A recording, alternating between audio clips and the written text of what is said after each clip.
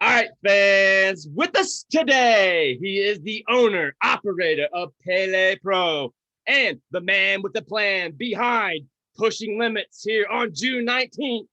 Ladies and gentlemen, I give to you Kyle Hessler. How's it going, my What's man? up, everybody? I'm glad to be on the podcast, man. Yes, thank you so much for taking time out of your very busy schedule, obviously, coming on the Ease of Bees podcast to talk a little indie wrestling with me, Eddie B. Glad to be part of it, man. Awesome. Well, we got a few questions to pop you with, and obviously at the end, we'll get to the big event coming up here in just a few weeks. But first, tell all my friends and listeners out there, Kyle, how did you get your start in wrestling? So it's kind of an interesting one because I've only been promoting shows during the COVID era. So probably in that regard have one of the more unique stories of anybody. But the short version, the medium, still somewhat interesting version of the story, without going into too much details, is I used to do MMA. I used to fight professionally, and my coach and trainer Stephen Wright. One day we were just talking about putting on some shows, and we became aware of some opportunities in Texas independent wrestling that's frankly a little bit easier to do than like boxing. So we just wanted to try a couple shows and just see if we like doing it and all that. And so we did last August. We did the first ever independent wrestling expo. And it was a 2-day event. It was awesome. It was just a lot going on. Like we had Nick Aldis, we had Brian Cage, we had Lance Archer, we had all these different guys, Laredo Kid, Black Torres, like just tons and tons of people, Thunder Rosa, a whole bunch of people on the show. And it was a massive learning experience.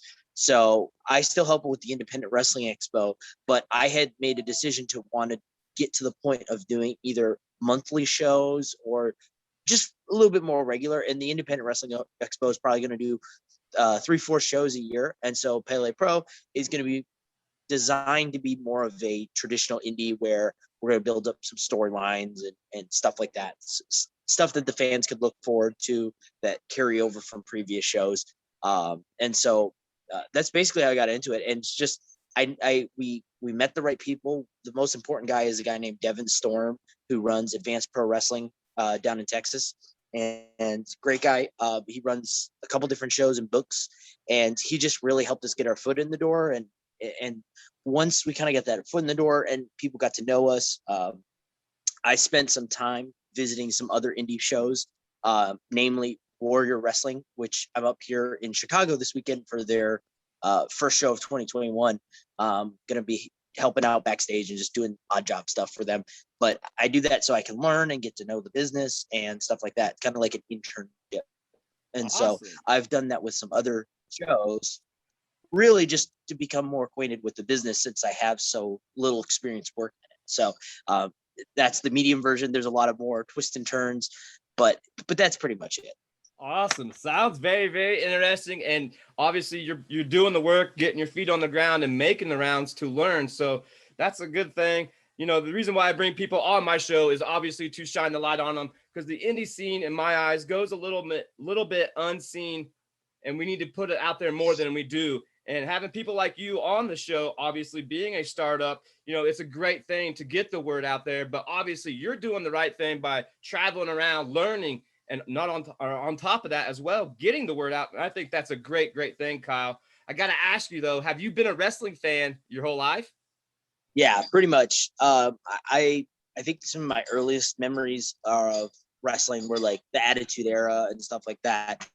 But my most fond memories were Ring of Honor circa 2003 to 2007. I had a bunch of DVDs, and I found as much clips on the internet as I could of like Samoa Joe, CM Punk, Daniel Bryan, all these different names. I usually say Brian Danielson every time, just to Well, show you can fandom. now. But this So. time, but yeah, but like all those guys that like are kind of the mainstays now, or still kind of stars.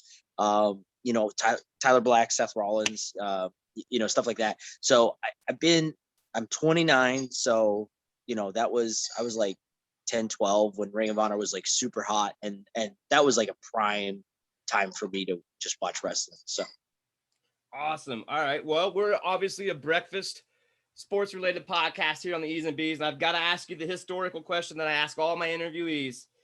You're making breakfast tomorrow, Kyle, for any wrestling or wrestling personality, dead or alive. Who are you making it for, and what are we having? it's a good one. Well, I think that, so I would, the one I really want to do is Paul Heyman, and I would want to have a kosher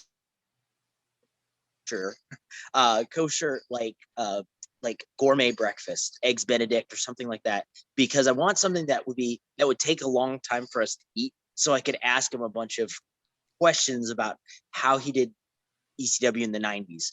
And just I've tried to watch podcasts from him talking about how they went from the third most important promotion in the America at the time. So I'd want to ask him stuff like that. I think if it was like less, I'm just being a fan, I would probably want to sit down with like maybe like Chris Jericho.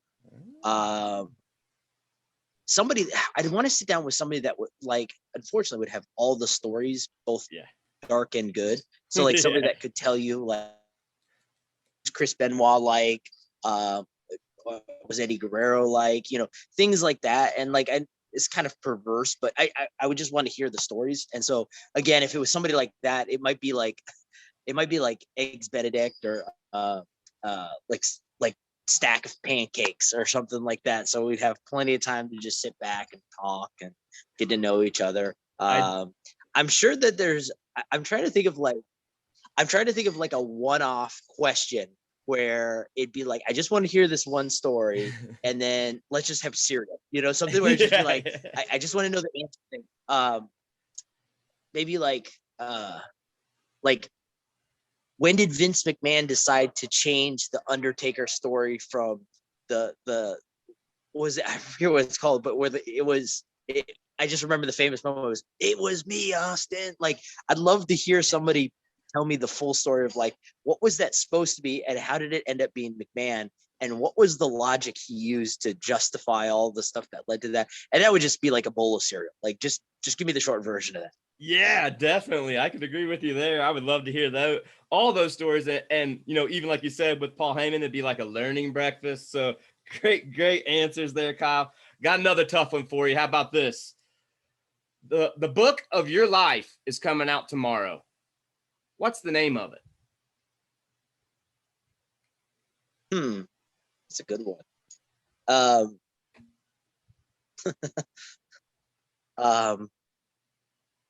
I'm trying to think of something that's not too self-deprecating. So something like Slow Burn. It's your book, man. It's your book. It could be anything. I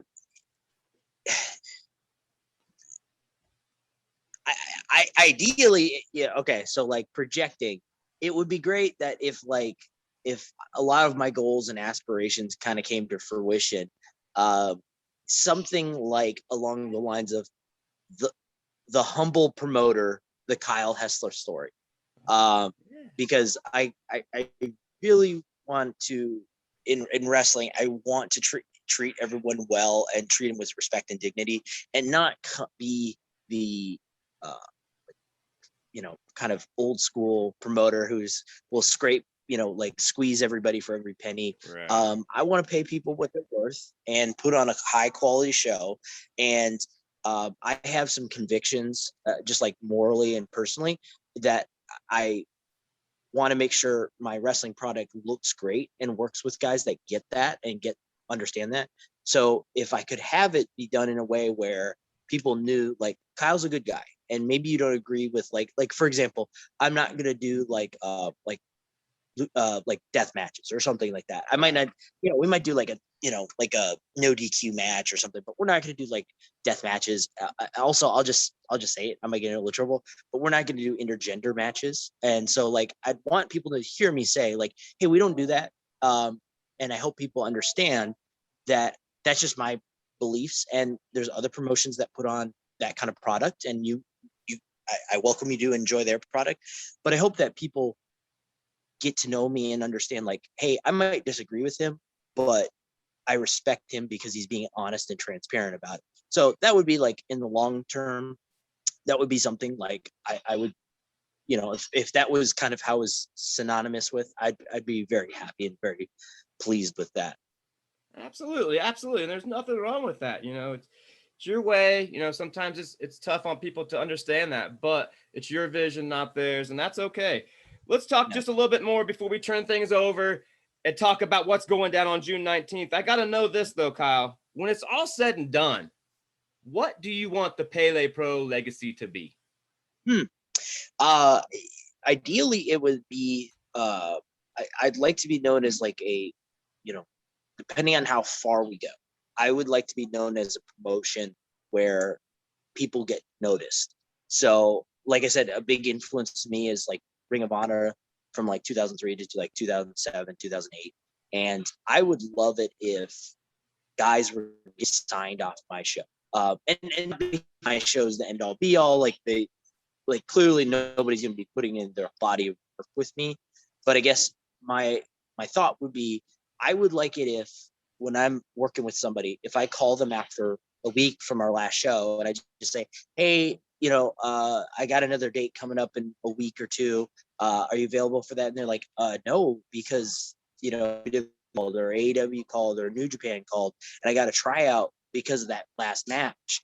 That would make me happy. And yeah, like obviously you might be losing a very valuable talent, but I'm not doing contracts, so I can't really be mad about that. It's just independent wrestling. So if I could be known as a guy where, or if Pele Pro could be known as a show where you get to see the next wave of talent on the regional circuit, that would make me very happy and very pleased because I'm never going to be the WWE. I'm never going to be AW. I'm never going to be any of these major promotions where guys can make a living. So I'd like to just be a pit stop on the way for people to really be able to pursue their long-term dreams and aspirations. Absolutely. Well, Kyle, I think you're on the right path. Like I spoke about earlier, obviously we got a big show going down June 19th, pushing limits. I'm going to turn the tables over to you right now, Kyle, letting the fans and listeners know who's coming and what we got going on. Man, it's from top to bottom. This is probably my favorite card we've put on. We've been playing around with some of the formulas and stuff, and I think for the most part, this is probably gonna be the best product we've put on so far. So starting at the top, our main event, the Pele Pro Championship, is on the line. We got Sam Adonis of AAA and CMLL and the NWA. He is going to be taking on New Japan superstar Jeff Cobb. This is going to be a barn burner. This is what independent wrestling is all about. You get two guys that really shouldn't be interacting because of their promotional status, and they're going to be in the main event for our promotional title. It's going to be excellent. It's going to be top notch. Below that, we've got a couple other marquee matchups. We've got Mike Bennett taking on Chandler Hopkins. Most people know Mike Bennett from his time in Impact and Ring of Honor, where he's back, but he was also in the WWE for a short time, and he's going to be taking on Chandler Hopkins, who's I personally think is one of the most underrated prospects right now. Like, most people don't know about this guy. He showed up on AEW Dark and AEW Elevation a few weeks ago, but this guy is uber talented and just is not getting the spotlight yet, and so I think people are going to notice him after this match. This is great. This is the kind of match I want to put on. We've also got Jake Something of Impact and just a big name on the indies right now. Great dude. He's going to be wrestling this weekend. Although this drops after this weekend, but he's going to be wrestling on Warrior when this is recorded. He's taking on Warhorse in Chicago. Nice. Great dude, great talented, super, super good. He's taking on the Reality of Wrestling champion, which is Booker T's promotion down in Houston. He's taking on the ROW champion, Cam Cole, another guy who right now I don't understand why this guy has doesn't have the buzz of like some other indie guys. This guy is a great heel. People genuinely hate seeing him wrestle because he's too good.